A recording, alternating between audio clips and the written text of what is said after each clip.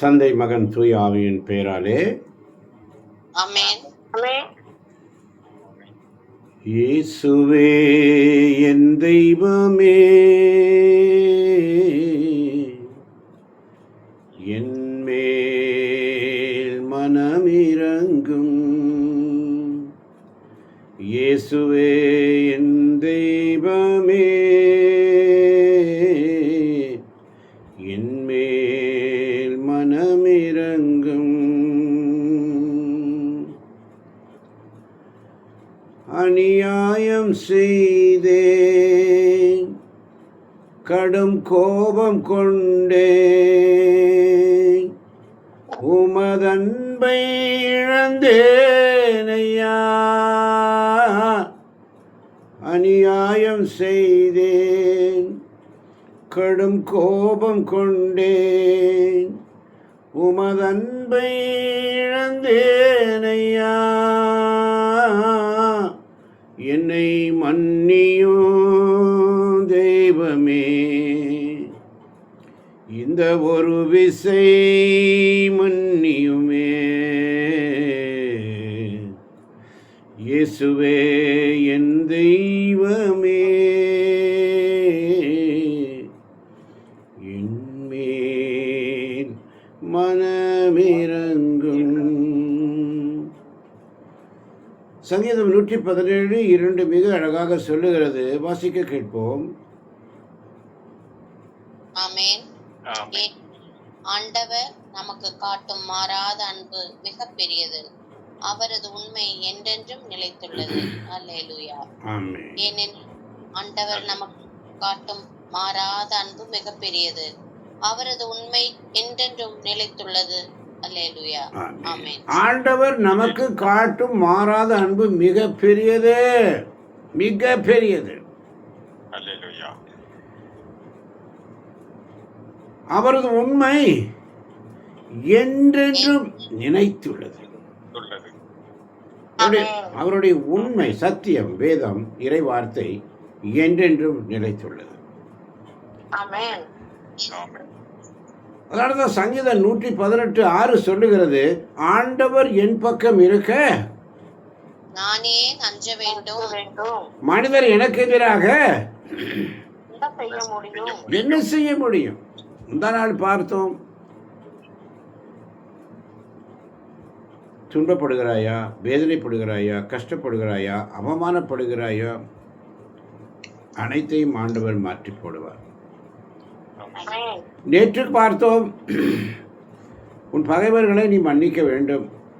உனக்கு எதிராக உன்னை அசிங்கப்படுத்தி, உன்னை கேவலப்படுத்தி, உன்னை அவமானப்படுத்தி, புறம் பேசி அங்கும் இங்கும் அலைந்து திரிந்து உன்னை வேதனைப்படுத்துகிறவர்களுக்காக நீ ஜெபிக்க வேண்டும், அவர்களை மன்னிக்க வேண்டும் என்று பார்த்தோம். இன்னைக்கு நம்ம பார்க்கிறோம், ஆண்டவர் என் பக்கம் இருக்க நான் ஏன் நெஞ்ச வேண்டும். அல்லேலூயா. எனக்கு உதவிடும் எனது ஆண்டவர் என் பக்கம் இருக்கிறார். எனக்கு உதவிடும் எனது ஆண்டவர் என் பக்கம் இருக்கிறார். உலக மனிதர்கள் எனக்கு எதிராக என்ன செய்ய முடியும்? உலக மனிதர்கள் எனக்கு எதிராக என்ன செய்ய முடியும்?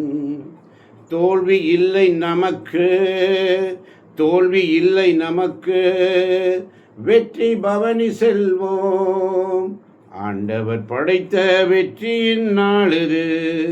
இன்று ஆக மகிழ்வோம், அக்களிப்போம், அல்லேலூயா பாடுவோம்.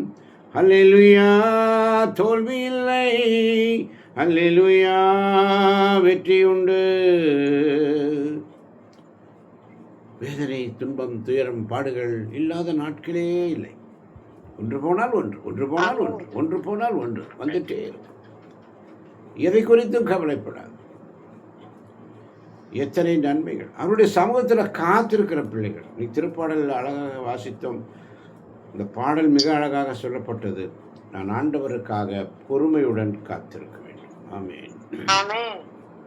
நான் ஆண்டவருக்காக பொறுமையுடன், பொறுமை, இந்த பொறுமை நமக்குள்ள வேணும். இந்த பொறுமை இல்லாதனால தான் பிரச்சனை. ஏனென்று கேட்டால் ஆண்டவர் நமக்கு காட்டும் அன்பு மாறாத அன்பு. தெய்வத்தின் அன்பு மாறாது, நிலையானது, ஒரு நாளும் குறையாது. ஆமென். அப்படிப்பட்ட அன்பு ஆமென். தேவனிடத்திலிருந்து வருகிறது. ஆமென். அப்ப என் ஆண்டவர் என் பக்கம் இருக்க நான் ஏன் அஞ்ச வேண்டும்? மனிதன் எனக்கு எதிராக என்ன செய்ய முடியும்? தாவீது ரொம்ப அழகா பாடுறார். அடுத்து சொல்றார் பாருங்க, சங்கீதம் 118:7 வாசித்து பாருங்கள்.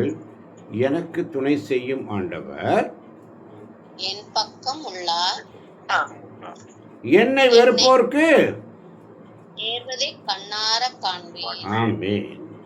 எனக்கு உதவிடும் எனக்கு ஆண்டவர் என் பக்கம் இருக்கிறார், என்னை வெறுப்போர்க்கு நேர்வதை கண்ணார காண்பேன். உன்னை வெறுக்கிறாங்களா, உன்னை துன்பப்படுத்துறாங்களா, வேதனைப்படுத்துறாங்களா, கஷ்டப்படுத்துறாங்களா, மனசு உடைக்கிறாங்களா,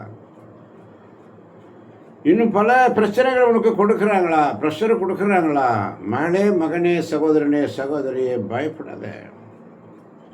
ஆமென். உனக்கு துணை செய்யும் ஆண்டவர் உன் பக்கத்தில் இருக்கிறார். உன்னை வெறுப்போரை என்ன நடக்குது என்பதை உன் கண்ணாரில் காண்பாய்.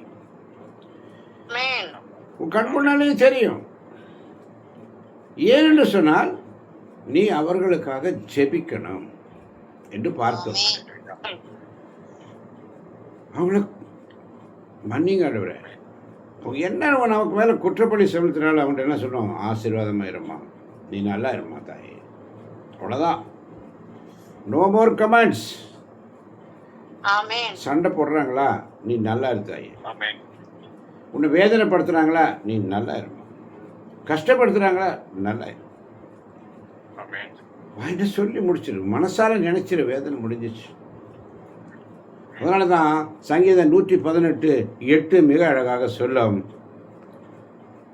மனிதர் மீது நம்பிக்கை வைப்பதை விட ஆண்டவரிடம் தஞ்சம் புகுவதே நலம். அல்லேலூயா.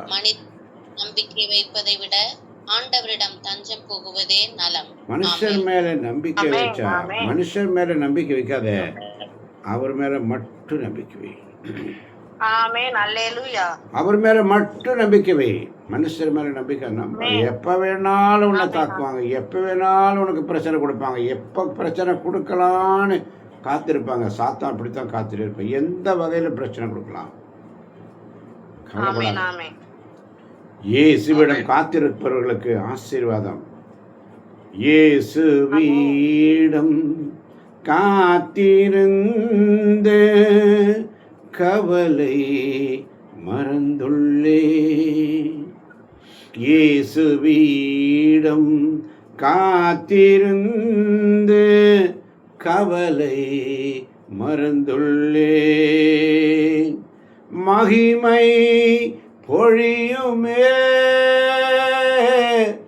கிருபை இறங்கிடுமே. மகிமை மகிமை பொழியுமே, கிருபை இறங்கிடுமே.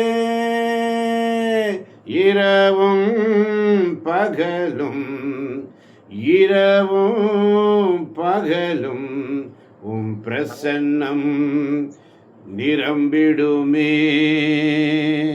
இரவும் பகலும் பிரசன்னம் நிரம்பிடுமே. இயேசுவிடம் இயேசுவிடம் இயேசுவிடம் காத்திருந்து கவலை மறந்துள்ளேன்னு சொல்லி அப்படியே சந்ததியில உட்கார்ந்துருக்கிறவங்க பாக்கியவான். ஆமென். அவருடைய சந்ததியில இருக்கிறவங்க பாக்கியவான். ஆமென். அல்லேலூயா. அவங்க எப்போதும் சுதிப்பார்கள். கஷ்டத்திலும் நஷ்டத்திலும் இன்பத்திலும் துயரத்திலும் வேதனையிலும் நெருக்கடியிலும் இன்னலிலும் சுதித்துக் கொண்டே இருப்பார்கள். மௌன உலகில் இருப்போர் ஆண்டவரை புகழ்வதில்லை, இறந்தோர் ஆண்டவரை புகழ்வதில்லை. மௌன உலகிற்குள் இறங்குவோர் எவருமே அவரை புகழ்வதில்லை. ஆண்டவருடைய சமூகத்தில் உண்மையாய். அதனாலதான் சங்கீதம் 119 29 வசனம் மிக அழகாக சொல்லும், பொய் வழியை என்னை விட்டு விலக்கிடணும், உமது திருச்சட்டத்தை எனக்கு கற்றுத்தார். கற்றுத்தார். பொய் வழியை என்னை விட்டு, பொய் வழி, பொய் வழி என்னிருந்து எடுத்துருங்கப்பா,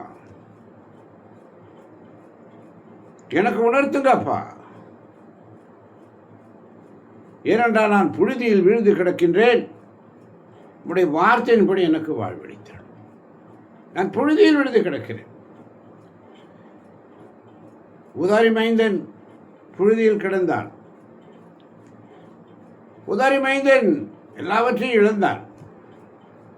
அவனுக்குள்ள இருந்த அந்த உலக ஆசை, என் காசெல்லாம் கொடுத்துரு, என் பணத்தெல்லாம் கொடுத்துரு, எனக்கு சேர வேண்டியதெல்லாம் கொடுத்துரு என்று சொல்லி அந்த தகப்பனிடமிருந்து சொத்துக்களெல்லாம் வாங்கிட்டு போகிறான். எல்லாருக்கும் தெரிஞ்ச விஷயம். ஆனால் நடந்தது என்ன? எவ்வளோ நாள் அவன் சந்தோஷமாக இருந்துட்டான். எல்லாம் இருக்கிற வரைக்கும் சந்தோஷமாக இருந்தான். அது அழிஞ்ச பிற்பாடு ஐயோ பன்றி கூண்டில் தான் வேலை கிடைச்சது. அந்த தவடை கூட கொடுக்கறதுக்கு ஆடு இல்லை.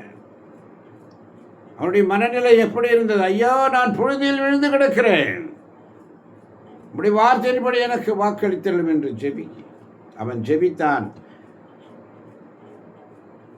உள்ளம் வருத்தி ஜெபித்தான். அவன் அறிவு தெளிவு கொண்டான். என் ஆண்டவரிடம், என் தலைவரிடம், என் தேவனிடம் நான் திரும்பி செல்வேன், அவரிடம் நான் திரும்பி செல்வேன், நான் ஓடி போவேன். அவரை விட்டு விலகினேனே, ஐயோ ஓடி போவேன், ஓடி போவேன், தந்தையிடம் நான் ஓடி போவேன், ஓடி போவேன், ஓடி போவேன், தந்தையிடம் நான் ஓடி போவேன். மனநொந்து கேட்குறான். ஆண்டவர்கிட்ட அப்படியே ஜெபிக்கிறான். நான் எங்கள் அப்பாட்ட திரும்பி போயிடுவேன், அவர்கிட்ட இருந்தால் தான் எனக்கு சந்தோஷம், அவர் வீட்டில் இருந்தால் தான் எனக்கு எல்லாம் மரியாதை மதிப்பு இல்லை. இங்கே யாருமே இல்லையே.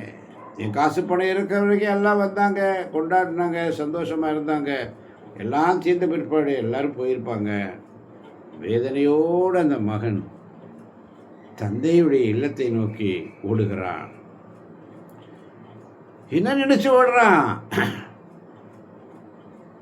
என்னை அணைத்து முத்தமிடுவார், மன்னித்து என்னை ஏற்றுக்கொள்வார். என்னை அணைத்து முத்தமிடுவார், மன்னித்து என்னை ஏற்றுக்கொள்வார். நான் பாடுவேன் சந்தோஷமாய், நான் பாடுவேன் சந்தோஷமாய், நான் ஆடுவேன் உற்சாகமாய்னு சொல்லி எங்கள் அப்பா வீட்டில் சந்தோஷம். எங்கள் அப்பா வீட்டில் சந்தோஷம் எங்கேயுமே கிடைக்காது. தாய் வீட்டில், தகப்ப வீட்டில் இருக்கிற அன்பு, அந்த உண்மை அன்பு தெரியாது. ஒவ்வொரு நாளும் அவருடைய சமூகத்தில் வந்திருக்கின்ற நன்மை தேவச்சனமே. சங்கீதம் 119:10 சொல்லுகிறது மிக அழகாக. வாசிக்க கேட்போம். சங்கீதம் 119:10. ஆமென். முழு மனதோடு நான் உம்மை தேடுகின்றேன், உம் கட்டளைகளை விட்டு என்னை விலக விடாதேயும். முழு மனதோடு நான் உம்மை தேடுகின்றேன், உம் கட்டளைகளை விட்டு என்னை விலக விடாதேயும். ஆமென். முழு மனதோடு நான் ஆண்டவரை தேட வேண்டும். அறகுறையா இல்லை, முழு மனதோடு ஆண்டவரை தேடுகிறேன். உதாரி மைந்தன் முழு மனதோடு தன் தந்தையிடம் திரும்பி வருகிறான். அப்பா பேச்ச கேட்கல, முழு மனதோடு தேடி வருகிறான். உள்ளத்தில் இப்படி ஒரு உள்ளம் தெளிந்தவனாய் மனதில் நினைத்திருக்கக்கூடும். ஆண்டவரே, உம் கட்டளை விட்டு என்னை விலக விடாதே. ஏனென்றால் சங்கீதம் 119:24 சொல்வதை போல உம் ஒழுங்குமுறைகள் எனக்கு இன்பம் தருகின்றன. அவருடைய ஒழுங்குமுறைகள், அவர் ஒரு சிஸ்டம். ஒரு சிஸ்டம் ஆர்டர் வைக்கிறார். இந்த சிஸ்டம் இப்படி இப்படி இப்படி அந்த சிஸ்டத்தடி நம்ம கடக்கும் பொழுது அவருடைய ஒழுங்குமுறைகள் நமக்கு எப்பொழுதும் சந்தோஷத்தை கொடுக்கும். ஆமென். அவையே எனக்கு அறிவுடையார். அவர் தான் எனக்கு கவுன்சிலர், வேற யாரும் கிடையாது. ஆமென். அதனால்தான் உன் திருச்சட்டத்தில் வியப்பானவற்றை நான் கண்டுணருமாறு என் கண்களை திறந்திரலும் என்று சொல்லி சங்கீதம் 119:18 வாசிக்கிறோம் அன்பார்ந்தவர்களே. உன் திருச்சட்டத்தில் வியப்பானவற்றை நான் கண்டுணருமாறு என் கண்களை திறந்திரலும். அப்ப செய்ய வேண்டியது என்ன? சங்கீதம் 118:1 ஆண்டவருக்கு நன்றி செலுத்துங்கள், ஏனெனில் அவர் என்றென்றும் உள்ளது அவரது பேரன்பு. ஏனெனில் அவர் நல்லவர். ஏனெனில் அவர் நல்லவர். அவர் காட்டும் மாறாத அன்பு மிக பெரியது. அவருடைய அன்பை ருசித்து பாருங்க. ஆண்டவர் எத்தனை இனிவர் என்று ருசித்து பாரு. ஆண்டவரை சிக்கனை பிடிச்சுக்கோ. உன்னுடைய சந்நிதி தங்குவோர் பாக்கியவான். உம்முடைய சந்நிதி தங்குவோர் பாக்கியவான். அவங்க என்ன செய்வாங்க? எப்போதும் ஸ்துதிப்பார்கள். எப்போதும் ஸ்துதிப்பார்கள். ஸ்துதித்துக் கொண்டே இருப்பார்கள். ஆமென். எப்பொழுதும் ஸ்துதித்துக் கொண்டே இருக்கும் பொழுது கவலை மறப்பார்கள். ஆமென். ஆமென். கவலை மறந்து போகும். ஆண்டவருடைய சமுத்திரம் உண்மையான. அதனாலதான் ஆண்டவரின் பக்கம் இருக்க நான் ஏன் அஞ்ச வேண்டும்? நான் ஏன் அஞ்ச வேண்டும்? ஆமன் பாந்தவர்களே. அதனாலதான் சங்கீதம் 115:12 சொல்லுது, ஆண்டவர் நம்மை நினைவு கூர்ந்துள்ளார். நம்மை நினைவு கூர்ந்து ஒவ்வொரு நாளும் அவர் நம்மை நினைவு கூறுகிறார். நமக்கு தம் ஆசியை அளிப்பார். ஆசியை நமக்கு அளிக்கிறவர், ஒவ்வொரு நாளும் நினைவு கூறுகிறவர். அவர் நமக்கு காட்டும் அன்பு மிக பெரியது. அவரது உண்மை என்றென்றும் நிறைந்துள்ளது. அல்லேலூயா. என்றென்றும் உள்ளது அவரது பேரன்பு. என்றென்றும் என்றென்றும் உள்ளது அவரது பேரன்பு. என்றென்றும். நெருக்கடியான வேளையில் நான் ஆண்டவரை நோக்கி மன்றாடினேன். ஆண்டவர் எனக்கு செவி சாய்த்து என்னை விடுவித்தார். நெருக்கடியான வேலையை ஆண்டவரத்தை ஜெபிக்கும் பொழுது அவர் செவி சாய்த்து உன்னை விடுதலை. அவருடைய சமூகத்தில் உண்மையோடு நேர்மையோடு அவருக்கு ஊழியம் செய்யலாம். ஆண்டவருக்கு ஊழியம் செய்யுங்க ஆண்டவரே. அதனால தான் சங்கீதம் 112:10 சொல்லுகிறது, ஆமென். தீயோர் அதை பார்த்து எரிச்சல் அடைவர், பல்லை நெரிப்பர், சோர்ந்து போவர். தீயோரின் விருப்பமெல்லாம் வீணாய் போகும். ஆமென். தீயோர் எரிச்சல் அடைவர், பல்லை நெரிப்பர், சோர்ந்து போவர். தீயோரின் விருப்பமெல்லாம் வீணாய் போகும். அவருடைய விருப்பம் எல்லாம் வீணாயிடும். நன்மை தீமை ரெண்டும் கையில் கொடுத்துருக்காரு. நல்லது கெட்டது ரெண்டையும் கொடுத்துருக்கு. எது வேணும் எடுத்துக்கோ. காயினை பார்த்து சொல்வார், நல்லது செய்தால் நல்லது. உன் சகோதரன் எங்கே என்று கேட்ட பொழுது நான் என்ன அவனுக்கு என்ன காவலாளியா என்று கேட்பார். ஆண்டவர் சொல்வார், அவருடைய ரத்தம் பழி கூக்குரலிடுகிறது விண்ணடகத்தை நோக்கி. ஒப்பு கொடுங்க. தீயோர் அதை பார்த்து எரிச்சல். காயின் எரிச்சல் அடைந்தான். ஆபிரகாமின் சந்ததியினர் வராங்க. யோசேப்பு அவருடைய சகோதரர்கள் எரிச்சல் அடைந்தார்கள். சகோதரர் அவன் மீது எரிச்சல் அடைந்தார்கள். கடைசியில் அவனுடைய எகிப்தில் அவன் ஆளுநராக இருந்தபோது அங்கே தான் போகிறாங்க. பஞ்சம் உணவை தேடி. ஆண்டவர் முதல்லையே யோசேப்பை தெரிந்துட்டார். முதல்ல அவர் டிலைட் பண்ணிட்டு அங்கேருந்து கொண்டு போகிறார் எகிப்து நாட்டுக்கு. அங்கே கொண்டு போய் அவனை ஆளுநராக மாற்றிட்டார். ஆனால் அவரை கொல்லலான்னு முடிவு பண்ணாங்க. ஏன்னா அவங்க அப்பா அவங்க மேலே ரொம்ப பாசம் வச்சுருந்தார். கொல்லலாம்னு நினச்சாங்க. அதில் ஒருத்தன் வேண்டாம் வேண்டாம் கொல்ல வேண்டாம், அவனை யாருக்காவது குழியில் போட்டுருங்க போயிட்டாங்க. இஸ்மாயில் வந்து எடுத்துகிட்டு போகிறான். ஆண்டவர் இஸ்மாயிலை பிறக்க வச்சது அந்த யோசேப்பை தப்பி வைப்பதற்காக. இல்லையா? அங்கே ஒரு இஸ்மாயில் வந்து அவனை காப்பாற்றுறான். எகிப்தில் கொண்டு போய் அங்கே ஆளுநர் மத்தியில் அவன் தெய்வீக ராஜபோகத்தோட ஆளுநராக ஆலோசனை சொல்பவனாக மாறுகிறான். ஆண்டோடைய திட்டம், உன்னை வெறுப்போரை அன்பு செய், உன்னை வெறுப்போரை அன்பு செய், அவங்கள்ட்ட சூழ்ச்சி இல்லை, எதுவும் பண்ணாத, ஆண்டவர் பார்த்து கொள்வார். ஆண்டவர்கிட்ட ஒப்பு கொடுத்துரு. அதனால தான் தீயோர் அதை பார்த்து எரிச்சல் அடைவர், பல்லை நெறிப்பர், சோர்ந்து போவர், தீயோரின் விருப்பம் எல்லாம் வீணாய்ப்பு. அவன் நினைக்கிறதெல்லாம் வேணும், நினைக்கலாம் எது வேணால் நடந்தலாம். அவனுடைய சமூகத்தில் நீங்கள் ஒவ்வொரு நாளும் யோபு பாருங்க, எந்த சூழ்நிலையிலும் அவர் பாவம் செய்யவில்லை. எந்த சூழ்நிலையிலும் அவர் பாவம் செய்யவில்லை. அதான் யோபு நீதிமான். யோபு நீதிமான் என்று சொல்லப்பட்டு, என் ஊழியன் யோபை பார்த்தாயா, அவனை போல மாசற்றவனும் என் கட்டளையிலே கடைப்பிடிப்பு இந்த உலகத்தில் எவனாவது உண்டோ என்று ஆண்டவர் சர்டிஃபிகேட் கொடுப்பார் சாத்தான்கிட்ட. சாத்தான் கேட்பான், நீ அவனுக்கு எல்லா சொத்து சுகமெல்லாம் கொடுத்து காக்கவில்லையா, பாதுகாக்கவில்லையா? அதுலேருந்து அவன்லாம் இப்போ பறித்து பாருங்க, அது எடுத்தது அவன் நேருக்கு நேர் உண்மை பழித்துரைப்பார் என்று சாத்தான் சொல்லுவான். ஆண்டவர் சொல்வார், நீ என்ன வேணாலும் படிக்க, எடுத்துக்க, ஆனால் அவனை தொடர்றதுக்கு உனக்கு அதிகமாக இல்லை. எல்லா 4 இழப்புகள் யோபுக்கு.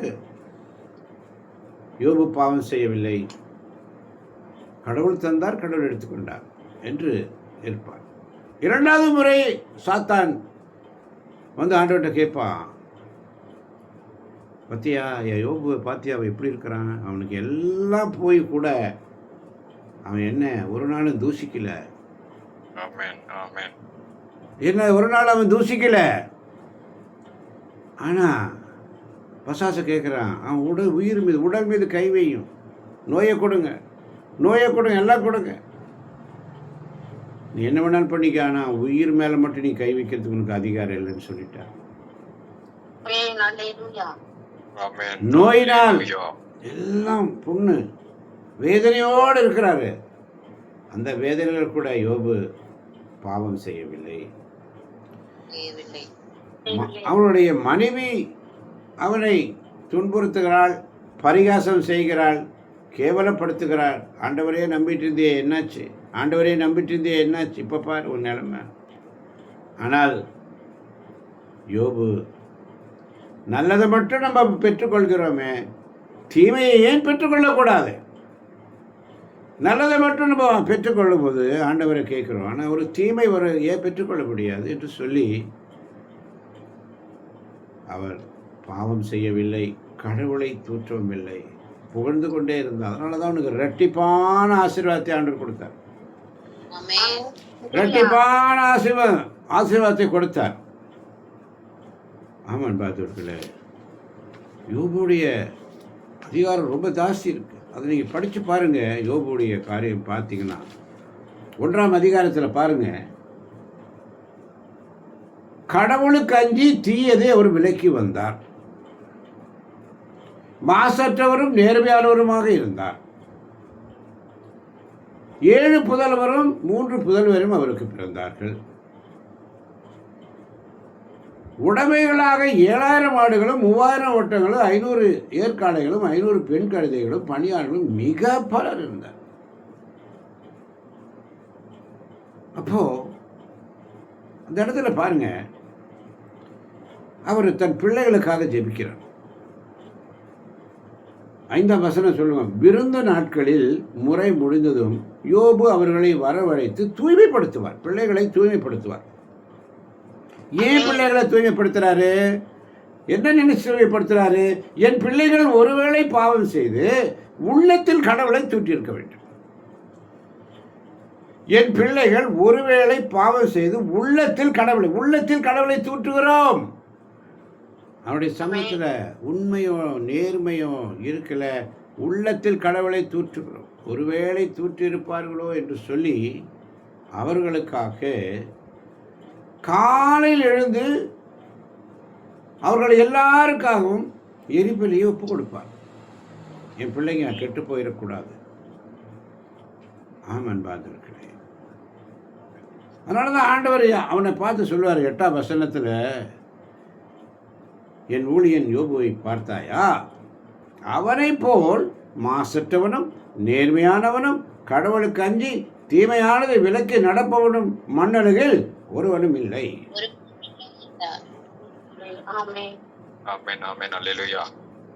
ஒருவனும் இல்லை. பசாசு சோதிக்கிறான், எல்லாம் போகுது, எல்லாம் போயிடுது. 4 தகர்வுகள், சொத்து போச்சு, சுகம் போச்சு, பிள்ளைகள் போச்சு, ஆடு மாடுகள் போச்சு, எல்லாம் போயிட்டாங்க, எல்லாம் அழிஞ்சு போச்சு. அவரும் ஒரு மனைவி மட்டும் இருக்காங்க. யோபு சொல்வார் பாருங்க, யோபு 1:21, என் தாயின் கருப்பிலிருந்து பிறந்த மேனியனாய் நான் வந்தேன், அங்கே திருமகையில் பிறந்த மேனியனாய் நான். ஆண்டவர் அளித்தார், ஆண்டவர் எடுத்துக்கொண்டார். That's all. அவர் பயப்படல, கவலைப்பட.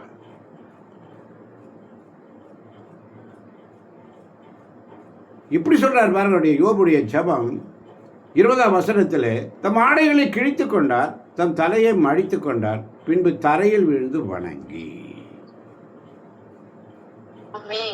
அந்த வேதனையான நேரத்தில் கூட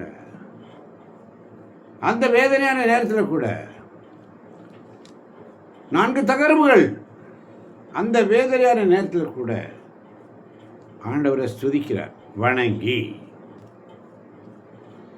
சொல்ற வார்த்தை, என் தாயின் கருப்பை நின்று பிறந்த மேனியனாய் நான் வந்தேன், அங்கே திருமகையில் பிறந்த மேனியனாய் நான் செல்வேன். ஆண்டவர் அளித்தார், ஆண்டவர் எடுத்துக்கொண்டார். ஆண்டவர் பெயர் போற்றுக என்று ஜெபிக்கிறார். நமக்கு ஒரு துன்பம் வரும்போது நம்ம ஆண்டவரை தூசிக்கிறோம், ஆண்டவரை உதாசீனப்படுத்துகிறோம், தூய ஆவியானவருக்கு துயரம் வருவிக்கிறோம். பொறுமை நம்மகிட்ட இல்லை. இந்த பொறுமை நம்மகிட்ட இருந்துச்சுன்னா எல்லாத்துலேயும் வெற்றி தான். கொஞ்சம் பொறுமையை அதிகமாக வச்சுக்கணும். பொறுமை, அந்த பொறுமை ஒரு நிமிஷம்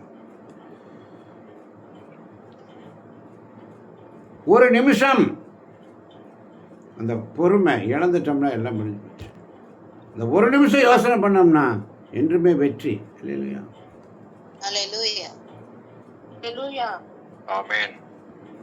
சாத்தான் மறுபடியும் 2வது தடவை சோதனை பண்றான். எங்கிருந்து வருகிறாய் என்று கேட்கிறார் ஆண்டவர். உலகை சுற்றி வருகிறேன்னு சொல்லுகிறார். மறுபடியும் ஆண்டவர் செகண்ட் டைம் சர்டிஃபிகேட் கொடுக்கிறாரு.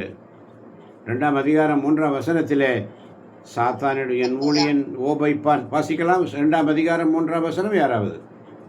அப்போது ஆண்டவர் சாத்தானிடம், என் ஊழியன் யோபை பார்த்தாயா? அவனைப் போல் மாசற்றவனும் நேர்மையானவனும் கடவுளுக்கு அஞ்சி தீயதை விலக்கி நடப்பவனும் மண்ணுலகில் ஒருவனும் இல்லை. காரணமின்றி அவனை அழிக்க நீ என்னை அவனுக்கு எதிராக தூண்டிவிட்ட போதிலும் அவன் தன் மாசின்மையில் உறுதியாக நிலைத்துள்ளான். அவனை அழிக்க நீ என்னை அவனுக்கு எதிராக தூண்டிவிட்ட போதிலும் அவன் தன் மாசின்மையில் உறுதியாக நிலைத்துள்ளான் என்றார். இப்போ சாத்தான் கேட்கிறான், தோளுக்கு தோல் எவரும் தன் உயிருக்காக தம் உள்ளதெல்லாம் கொடுப்பார். உமது கையை நீட்டு அவன் எலும்பு சதை மீது கையை வை. இப்போ சொத்தெல்லாம் போயிடுச்சு, அவன் உடல் மீது கையை வையும். அப்போது அவன் உன் முகத்திற்கு நேராகவே உன் இழுத்துரைப்பது உறுதி என்று சொல்கிறார். அப்போதான் ஆண்டவர் சொல்றாரு, இதோ அவன் உன் கையில், அவன் உயிரை மட்டும் விட்டுவை. உடனே சாத்தான் போயிட்டான். உச்சந்தலைவரை முதல், உள்ளங்கால் முதல் உச்சந்தலைவரை எரியும் புண்களால் வாட்டி வதைத்தான். சாத்தான் வதைக்கிறான். 4 வரை துன்பங்கள். ஒன்று, நாம் செய்த பாவங்கள் வழியாக. 2வது, சாத்தான் வழியாக நமக்கு துன்பங்கள் வருகிறது. 3வது, நண்பர்கள் வழியாக வருகிறது. 4வது, கடவுளுடைய வல்லமை வெளிப்படுவதற்காக வருகிறது. அல்லேலூயா. அப்போ இந்த சாத்தான் வழியாக நமக்கு துன்பங்கள் இப்படியெல்லாம் வரும். எப்படிடா யோபை மாட்டலாம், எப்படா அவனை கீழே விழுத்துறான்னு சாத்தான் ட்ரை பண்ணுறான். ஆனால் யோபு, அதான் யோபு சொல்கிறாரு, அவங்க மனைவி அவரை ரொம்ப கேவலப்படுத்துவாங்க. 9ஆம் வசனத்தில், இன்னுமா மாசின்மையில் நிலைத்திருக்கிறீர், கடவுளை பழித்து மடிவது தானே, செத்துப்போ, நீ எதுக்கு இருக்கிற உயிரோட என்று சொல்லுகிறார். அவர் சொல்றார் பாருங்க 10ஆம் வசனத்தில், ஆனால் அவர் அவளிடம், நீ அறிவற்ற பெண் போல் பேசுகிறாய், நன்மையை கடவுளிடமிருந்து பெற்ற நாம் ஏன் தீமையை பெறக்கூடாது என்றார். இவை அனைத்திலும் யோபு தன் வாயால் பாவம் செய்யவில்லை. எதால் பாவம் செய்யவில்லை? வாயால் பாவம் செய்யவில்லை. ஒரு நிமிஷம் இந்த வாய் நாவடக்கு இருந்துட்டா என்னைக்குமே வெற்றி. அதனாலதான் சங்கீதம் 39:1 சொல்லுது, நாவினால் பாவம் செய்யாத வண்ணம் என் நடைமுறைகளை காத்துக்கொள்வேன். நாவினால் பாவம் செய்யாத வண்ணம் என் நடைமுறைகளை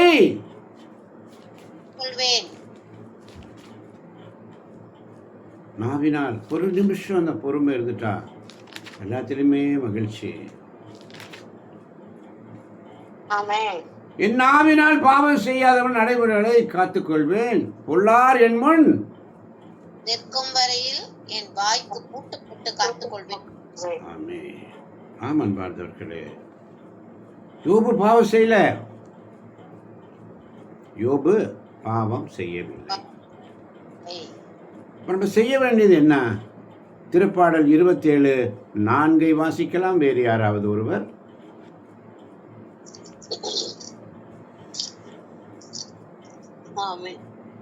ஆமென்.